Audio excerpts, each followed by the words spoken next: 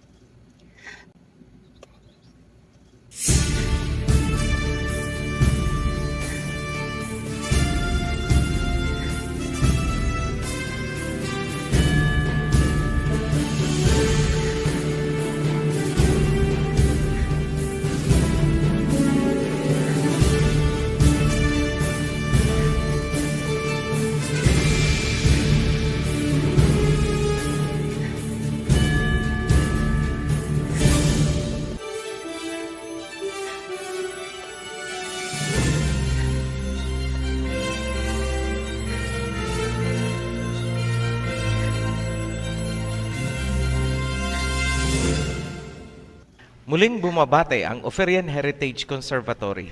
Mga kababayan kong Pilipino, Oferians, inihahatid sa inyo ng Oferian Heritage Conservatory ang isang kaalaman na nabaon sa loob ng libu-libong taon. Ang Misaya na tagapagligtas ay kalahi ng mga Pilipino. Panoorin ang buong video. Paalala, mag-ingat sa mga chop-chop videos mula sa mga pages na nagpapanggap na sila ang Oferian Heritage Conservatory. Watch direct dito sa ating YouTube channel. Natapos natin sa nakaraang 3 videos ang World Territories na ipakita natin ang mga teritoryo ng mga anak ni Noah na sina Shem, Ham, and Japheth. Ang mga lupain na kanilang natanggap ay para sa kanilang mga henerasyon through eternity. Masasagot ng video na ito ang mga kalituhang hatid ng iba't ibang videos na ginawa ng mga taong wala namang alam sa malalim na nakaraan. Tulad halimbawa ng mga sumusunod na katanungan. Number 1, sino si Gog and Magog? Number 2, totoo bang ang mga Filipino Oferians ay mga Hebrew Shemites? Number 3, anong lahi ang pinanggalingan ng Misaya? Ibibigay namin ang pinaka-framework mula kay Adam and Eve papunta kay Noah, then pababa sa Misaya at sa kasalukuyan. Hindi man namin maibigay ang buong detalye na sisiguro naming magkakaroon kayo ng foundation knowledge upang hindi malinlang ng mga naglipa ng videos dito sa YouTube. Matapos likhain si Adam mula sa lupa, isinunod si Eve mula sa bone and flesh ni Adam. Masasabi natin na si Eve ay galing kay Adam, one flesh. Sunod na ipinanganak ay si Cain at saka si Abel. Matapos mapatay ni Cain si Abel, mahabang panahon ang lumipas bago ulit ipinagbuntis ang sumunod kay Abel. Si Adam ay 130 years noong si Seth ay ipinanganak ni Eve. Lumalabas na 2 angkan ang pinanggalingan ng tao sa mundo, mula kay Cain at mula kay Seth. Ang family tree ni Cain ay ibinigay sa Genesis chapter 4. Unang anak ni Cain ay si Enoch. Mula kay Enoch, isinilang si Irad. Mula kay Irad, isinilang si Mehujael. Mula kay Mehujael, isinilang si Metusael. Mula kay Metusael, isinilang si Lamech. Nagkaroon si Lamech ng 2 asawa. Ang isa ay si Ada at ang isa ay nagngangalang Zila. 2 ang naging anak ni Lamech kay Ada. Yan sina Jabal na livestock ang kinabubuhay at ang isa naman ay si Jubal na naging musikero. Note the distinction. Yung isa ay Jabal, yung isa ay Jubal. Mula naman kay Zila, si Tubal Cain na naging bihasa sa pagpapanday ng mga metal gaya ng bronze at iron. May kapatid itong si Tubal Cain, yan si Naama. Diyan naputol ang family tree ni Cain sa Genesis. Kailangang pansinin din na nagkaroon na ng 5 generations si Cain at mayroon na siyang city bago isinilang ni Eve si Seth. Nasusulat sa Genesis chapter 4 verse 25. Later on, after Adam had sexual relation with his wife, she gave birth to a son and named him Seth. Very clear na may mga apo na si Cain hanggang sa 5 generations, saka pa lang isinilang ang sumunod kay Abel. Yan si Seth, lalaki po yan. Sa Genesis chapter 5, matatagpuan, mula kay Seth, isinilang si Enos. Mula kay Enos, isinilang si Kenan. Mula kay Kenan, isinilang si Mahalalel. Mula kay Mahalalel, isinilang si Jared. Mula naman kay Jared, isinilang si Enoch. Mula kay Enoch, isinilang si Methuselah. Mula kay Methuselah, isinilang si Lamech. Mula kay Lamech, isinilang si Noah. Para hindi malito sa mga pangalang Enos, Methusael at Methuselah, 2 Enoch at 2 Lamech, pagtatabihin natin ang family tree ni Cain at ni Seth. Ang panganay ni Cain ay si Enoch. Warning, hindi po ito ang Enoch na kinuha ng Elohim sa Genesis chapter 5 verse 24. Yung Enoch na kinalugdan at kinuha ng Elohim ay yung Enoch na anak ni Jared mula sa bloodline ni Seth. Sa mga nagtatanong nga pala kung saan galing ang asawa ni Seth, silent po ang Biblia, walang sinabi. Focus tayo sa linya pa rin ni Cain. Pansinin ang Methusael. Iba po yan sa Methuselah na anak ni Enoch, bloodline ni Seth. Sa linya pa rin ni Cain, pansinin ang Lamech na ama ni Tubal-Cain at Naama. Hindi yan ang Lamech na ama ni Noah. Yung Lamech na ama ni Noah ay anak ni Methuselah, bloodline pa rin ni Seth. Ngayon, pansinin niyong mabuti. Ang family tree ni Cain ay natapos kay Naama. Ang family tree naman ni Seth ay natapos kay Noah. Kapag pinagsama ang nilalaman ng Book of Moses at Writings of Abraham, lumalabas na iba ang ina ni Shem at Japheth, samantalang si Ham ay anak ni Noah kay Naama na nagmumula sa bloodline ni Cain. Ganito ang nasusulat sa Book of Moses chapter 8 verse 12. And Noah was 450 years old and begat Japheth. And 42 years afterward, he begat Shem of her, who was the mother of Japheth. And when he was 500 years old, he begat Ham. Pansining mabuti na binigyan din ng Book of Moses na iisa ang nanay ni Japheth at ni Shem. Kaya parang lumalabas na iba ang ina ni Ham. Ganito naman ang nasusulat sa Writings of Abraham, chapter 11, verses 1 hanggang 3. And when Noah was 450 years old, he begat a son, and he called his name Japheth. 42 years later, he begat another son of her, who was the mother of Japheth, and he called his name Shem. 8 years later, Noah begat a son of his wife Naama, who was of the seed of Cain, and he called his name Ham. Ngayon, sino ang unang asawa ni Noah? Hindi maklaro ang unang asawa ni Noah, ngunit lumalabas na ito ay posibleng galing sa mga anak ni Enoch, bloodline pa rin ni Seth. Dahil sa mga informasyon na nakalap natin, we believe na ang ina ni Shem at Japheth ay iba sa ina ni Ham. In other words, half-brother lang si Ham ni Shem and Japheth. Katunayan, si Ham ay younger brother ni Shem at Japheth. Ngayon, dahil nasa overview pa lang tayo ng family tree, gusto naming tandaan nyo lang na si Naama ay anak ni Lamech na apo ni Cain sa talampakan. Si Naama at Ham ang bloodline ni Cain na sumakay sa ark at nakaligtas sa baha. Sila ang carrier ng serpent seeds, ngunit ito ay inactive at muling nabuhay kay Canaan. Mula kay Canaan, napunta sa lahi ni Japheth ang serpent seeds.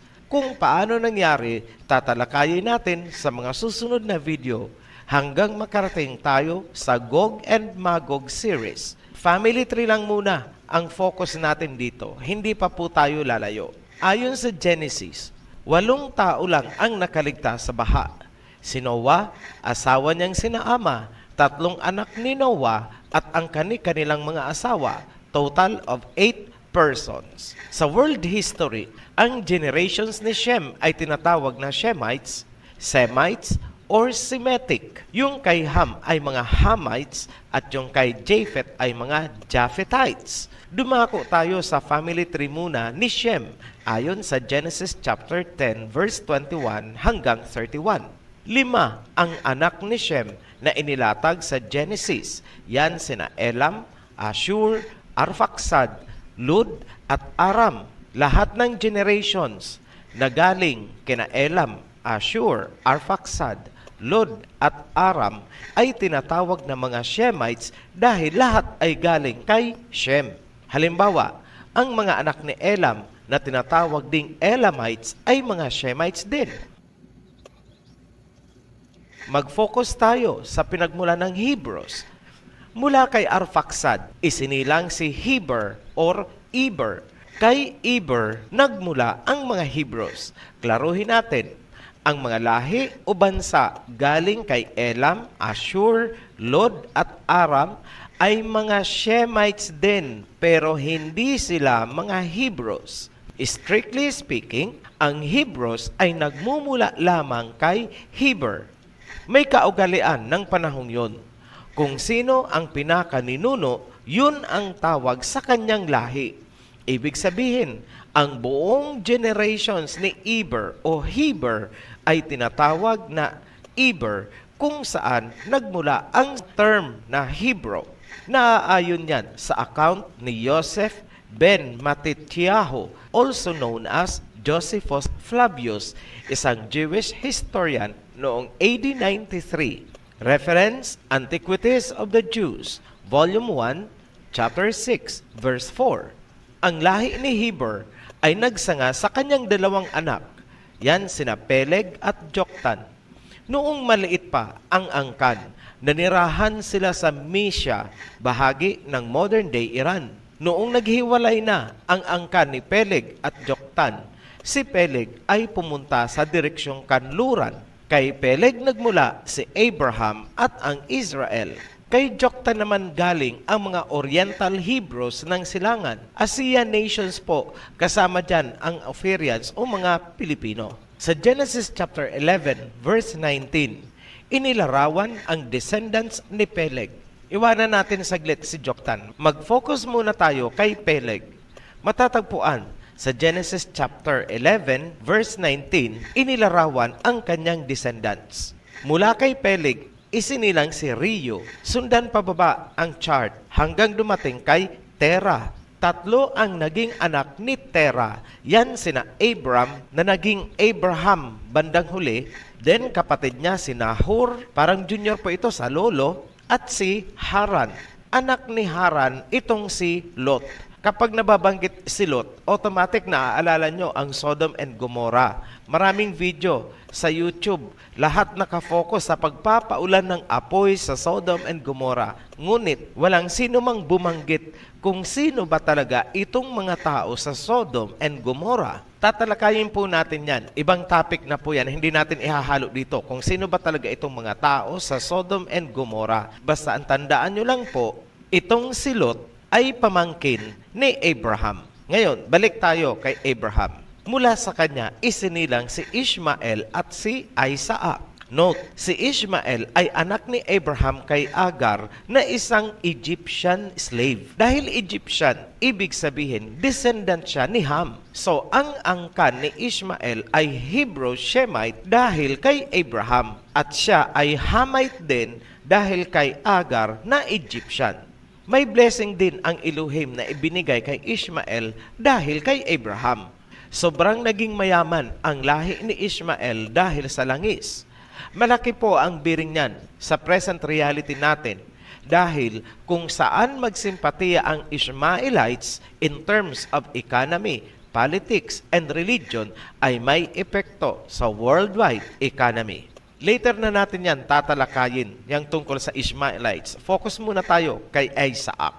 Ang naging anak ni Isaac ay sina Esau at Jacob. Si Esau ang panganay, ngunit nawala sa kanya ang pagiging panganay dahil ipinagpalit niya ito sa stew, kaldereta yata sa Tagalog. But that is another side of the story. Hindi rin malinaw kung ano ang nangyari sa angkan ni Esau at kung sino sila ngayon. Mag-focus tayo sa lahi ni Jacob. Yan ang Israel. May isang tanong kaming ipapauna. Lahat ba o buong Israel ba ni Jacob ay mga Hudyo? Lahat ba ng 12 tribes of Israel ay Hudyo? Kaya namin itinaas ang katanungang yan dahil noong inilabas namin ang video kung sino ang mga Gentiles, maraming nakikipagdiskusyon. Sinasabi nila na kapag hindi daw Hudyo, automatic Gentile. Mali po yun. Mukhang hindi nila alam na ang Hudyo na tinatawag ay exclusively, Tagalogin natin, natatanging tribe ni Judah ang tinatawag na Hudyo, walang iba. Kaya, ang sinasabi ni Paul na siya ay Hudyo mula sa tribo ni Benjamin ay tahasang kasinungalingan. It defies the core of biblical truth. Panluloko. Hindi pwedeng maging Hudyo ang isang nagmumula sa tribo ni Benjamin dahil ang mga Hudyo ay galing sa tribo ni Judah. Ngayon, ang panlulokong yan ba ay gawain ng matinong tao, matinong pastor, matinong apostol? Kayo na po ang makapagsabi. Huwag na nating isali yung mga claim na siya ay puspos ng espiritu. Hindi po yan ang concern dyan. Ang punto dyan ay nagsasabi ba siya ng totoo at hindi siya sinungaling bilang apostol. Simpleng pag-uusap na lang po. Gawain ba ng matinong apostol ang magsabi na siya ay Hudyo, gayong hindi naman siya galing sa tribe ni Judah? Ngayon, si Moses at ang mga priests na naglilingkod sa templo ay mga piling-pili na Levites. Meaning, galing sila sa tribe ni Levi. Hindi po sila mga Hudyo. Ulitin ko po, hindi Hudyo si Moses. Hindi Hudyo si Aaron. Bakit? Kasi galing po sila sa tribo ni Levi. Ang Hudyo ay galing sa tribo ni Judah. Ngayon, kung sasabihin ninyo na kapag hindi Hudyo ay Gentile, tatawagin nyo bang Gentile si Moses? Nakita nyo na kung gaano kalugaw ang mga doktrina ninyong mga Japhetite religions. Pati si Moses, ginawa nyong Gentile dahil lang dyan sa mga doktrina ninyo na galing sa mga Japhetites. Ngayon, itrace na natin saang tribo isinilang ang Messiah Yahawashai. Inihula ni Prophet Isaiah na siya ay magmumula sa roots of Jesse. Isaiah chapter 11 verse 1. Ang ancestry ng Messiah sa pagiging laman na nasusulat sa Luke chapter 3 verse 23 ay batay sa bloodline ni Joseph, yung asawa ni Mary. May komento kami dyan. Tandaan natin na ang Messiah ay conceived by the Holy Spirit. Hindi po siya anak ni Joseph. Meaning, mas angkop na ang bloodline ni Mary ang pagbabasihan pabalik kay Jesse, hindi ang bloodline ni Joseph. Dahil hindi anak ni Joseph ang Messiah. Ganun pa man, parehong mag-uugat kay Jesse kahit ang susundan ay yung side ni Mary. Tumpak pa rin si Prophet Isaiah. So, diyan natin puputulin ang linyada ni Judah. Kung nasaan ngayon ang mga tribes of Israel, ay hiwalay na talakayan po yan. Mahaba po kasing usapin yan. Hindi po natin pwedeng i-compress lahat dito sa video. Malilito po kayo. May nais kaming pag-isipan ninyo. Ang Israel ni Jacob ay ikinalat sa buong mundo dahil sila ay naging suwail at nagkasala. Noong sila ay pinaalis sa Jerusalem, ito ay kinubkob ng mga Gentiles. Mababasa yan sa Luke chapter 21 verse 24. Ngayon, dahil ang Israel ni Jacob ay ikinalat sa buong mundo, sino ba itong mga puti na nakikita nyo ngayon sa Israel at nagkukunwaring mga Hudyo? Ulitin po namin ang premise ng tanong. Ang totoong Israel ni Jacob, ang 12 tribes of Israel ay nagkasala, naging suwail. Ikinalat sila sa buong mundo.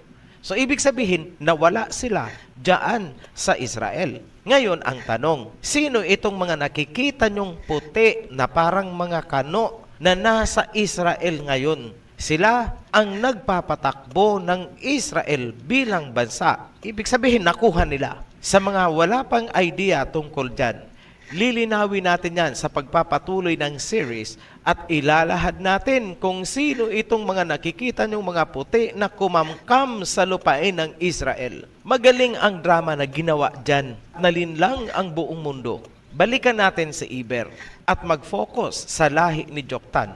Yung kabilang sanga naman ang titingnan natin. Kanina kay Peleg, yun ang Israel. Ngayon kay Joktan naman tayo. Si Joktan ay nagkaroon ng 13 or 13 anak. Hindi natin eksaktong matutukoy kung ano-anong mga bansa sila ngayon. Ngunit malinaw na ang angkan ni Joktan ay napunta sa silangan noong humiwalay na siya kay Peleg. Sila ang mga Hebrew Shemites ng silangang Asya. Bilang konklusyon sa video na ito. Ito, number 1. Lahat ng nagmumula kay Shem ay mga Shemites. Lahat ng Hebrews ay mga Shemites. Ngunit, hindi lahat ng Shemites ay mga Hebrews. Number 2. Lahat ng Israelites ay Hebrews. Ngunit, hindi lahat ng Hebrews ay mga Israelites. Number 3, lahat ng Hudyo ay Israelites. Ngunit, hindi lahat ng Israelites ay Hudyo. Gaya nga ng sinabi natin kanina, sina Moses at mga priests sa templo ay mga Levites. Hindi po sila Hudyo. Number 4, ang Messiah Yahweh ay galing sa tribe of Judah, isang Israelitang Hudyo. Sa makatuwid, ang Messiah ay isang Hebrew Shemite. Ang mga Pilipino or Ophirians ay mga Hebrew Shemites kasama sa lahi ng Messiah. Stand for truth, Ophirians. Labanan ang anumang doktrina at propaganda na pilit tayong inilalayo sa ating Messiah. No to Japhetite religions, no to Japhetite doctrines, no to Japhetite propaganda. Abangan ang susunod na video. Isusunod natin ang family tree ni Ham at ni Japheth, the Gentiles. Malalaman nyo kung saan talaga nakalinyada ang Gog culture. Malalaman ninyo kung sino si Gog and Magog. Muli kaming nagpapasalamat sa lahat ng sumusuporta sa Ophirian Heritage Conservatory. Sa mga new subscribers, welcome to Ophirian Heritage Conservatory channel. Be blessed. Shalom. Maraming salamat sa inyong oras at bukas na kaisipan.